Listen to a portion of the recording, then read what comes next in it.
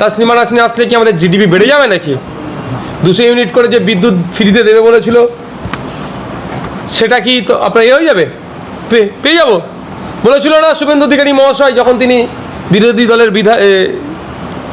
বিধায়ক তথা opposition leader ছিলেন, তিনি বলেছিলেন না দিল্লির মতো কি বলে আপনার পেট্রোল ডিজেলের দাম হয়ে যাবে, 450 টাকায় গ্যাস পাবো, শুভেন্দুবাবু বলেছিল। এখন সেটা বাদ দিয়ে এখন তাসলিমা নাসরিন আলোচনা করা হবে। কে বারণ করেছে? কে আসবে যাবে সেটা বিতর্ক নয়, বিষয়টা হচ্ছে এটাই যে ব্যর্থতাগুলো ঢাকার জন্য ওকে নিয়ে এসে দাঁড় করাচ্ছে, আর কিছুই নয়। তাসলিমা নাসরিন ভারতে আসার এসে তিনি যে বার্তাটাই দিয়েছেন, তিনি বলেছেন যে আমি সশরীরে ভারতে আসবো স্বপ্নেও ভাবিনি, আমি ভেবেছিলাম হয়তো আমার লাশ আসবে।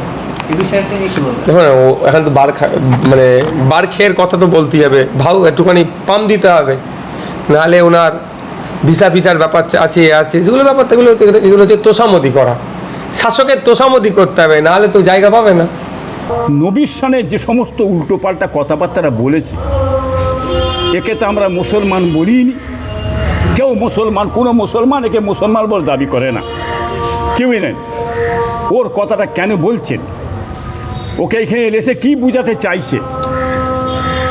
হ্যাঁ, ফেলে দেন ওর কথা, দূর করে ফেলে ক্যাচে ড্রেনে ফেলে দেন। ওর কথা বলবেন না আমাদের কাছে, আমাদের বলতে লজ্জা লাগছে ওর কথা। আমরা বললেও আমাদের মুখটা খারাপ হয়ে যাবে। ফেলে দেন ওই ফেলে দেন ক্যাচা।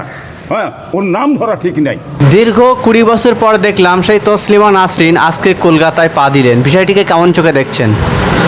দেখুন, কে কোথায় যাবে না যাবে সেগুলো আমাদের দেখার কিছু নেই, কিন্তু যার নাম বলছেন সে সমাজে ফিতনা ছড়ায়, মিথ্যা বলে মানুষের মধ্যে ধর্মীয় ভাবাবেগে আঘাতে ফিতনা ছড়ায়। তা আমার বাংলার শান্ত পরিবেশ অশান্ত হোক এটা তো আমি চাইবো না, আর সে আমার বাংলার কেউ না।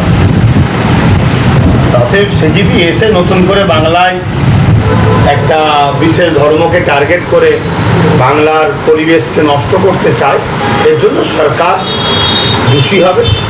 অতএব কে কোথায় যাচ্ছে এগুলো দেখার সময় আমাদের নেই, কত এরকম সমাজে ঘুরে বেড়াচ্ছে, এটা আমাদের কিছু যায় আছে। তিনি এসেই বলেছেন যে আমি ভেবেছিলাম হয়তো আমার লাশ আসবে, কিন্তু দেখলাম না, আজ আমি সশরীরে আসলাম।